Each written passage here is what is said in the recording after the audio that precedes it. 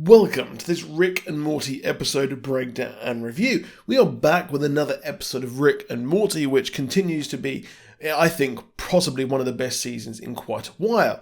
Now, the episode, as always, is lampooning a different TV show, book, or film. Here, it's named A Rick in King Morta's Mort, which is itself a parody of A Kid in King Arthur's Court, the legendary and iconic kids movie where a kid finds him, in medieval stuff, much like this episode. We have a return to one of my favourite episodes as well, the Vat of Acid, which, while also lampooning the Night's Watch from Game of Thrones, complete with a Samwell Tarly and many different fantasy shows and themes and myths. Oh, and weirdo flat earthers. Now, Rick and Morty are heading to a pop-up food truck, which Rick thinks is stupid considering all the hype.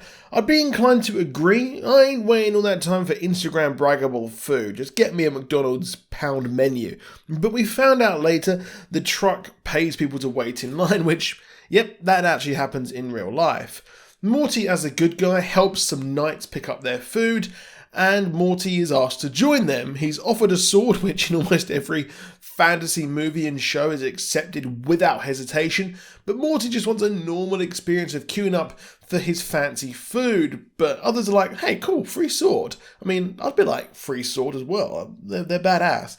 Things go from weird to weirder as Morty accepts and the knight kills himself, and then they're teleported, Thanos style, mixed with the Rainbow Bridge that Bruce used to land on Earth in Infinity War. This looks like a mixture of the jolly King Arthur's men from the Holy Grail and the Night's Watch. I mean, King Arthur even wore a sun on his tunic thing, and Samwell Tarly is quite literally the guy who spills the law. They are also a parody, I think, of the Warriors of Sunlight from Dark Souls. As well, they notably praised the sun, so do this group who also praise the sun. I think one of the writers played Dark Souls quite a lot. I loved how Rick turned up and everyone was in shock that Rick turned up and could just survive on the sun, and Morty, well, he doesn't want to cut off his member there, so he has to fight the king in single combat. This is itself a parody of the vow of celibacy from the Night's Watch, and most of these loony protector groups do to keep loyalty. Now, he uses an AI sword that Rick brings, as watched Blade, the most badass comic book movie of all time. I think that's like the second Blade reference as well as the thing where they saw all the different universes. They were like, hey, we're Blades in this one. And Morty wins as they arrive, and the sword's like carrying on fighting. It's fighting against Deacon Frost, who was in the first Blade movie, who is cool as heck. However, the knights follow him home, and Rick agrees to be more agreeable. Instead, this was just a setup for a Vat of Acid episode where Rick let Morty do his own thing, knowing he'd have to save him, and gave him a smug thing. Except Rick didn't act smug or snarky. He was just trying to help his grandson. Now, how smug Rick and Morty explain how the solar system works, as the knights believe that the scepter keeps the solar system in check and everything revolves around it. In reality, the scepter is just an archaic thing that keeps a peace treaty across the planets. They're treated like flat earthers, and they go off to do smack, because they've just learned about it. And with the scepter gone and the knights disbanded, all the planets attack. Now, yeah, it turns out that this was just a treaty, like I said, and Rick and Morty have to head to a summit of all the planets, and Rick brings up Pluto, which Rick says is a Jerry League stuff. This was, of course, a reference to when Jerry wanted to help Morty with the science project and wouldn't accept that Pluto wasn't a planet, which is hilarious.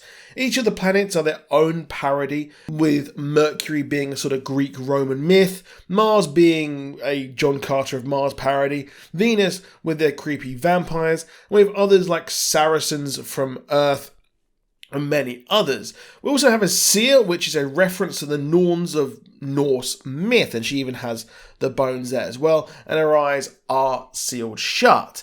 It turns out the scepter kept an old-style archaic treaty, but each one of them wants a scepter as they'll control everything there, and thus begins Solar War 1.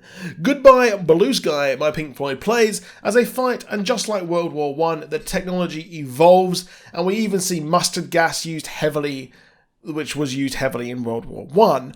Morty agrees to get the Knights once more, leading to him finding them in a smack house, and due to the effects on the sun has on them, they can't OD, which is absolutely hilarious.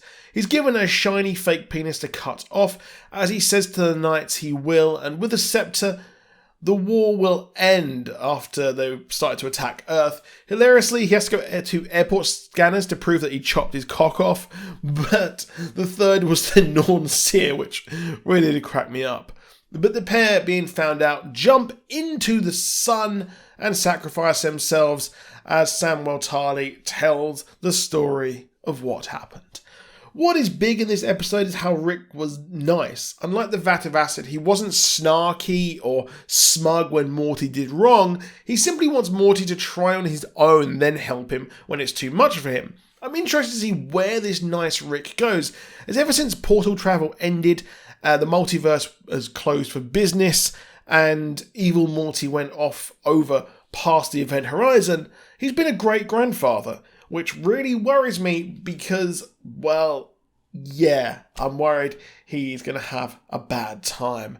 Morty even said, let's just jump universes, which Rick says, no, we're going to stay here and sort it out, showing growth from him and forcing, as the role model for Morty, forcing him to try and actually face his problems head on. So another great episode, absolute banger second half of this season.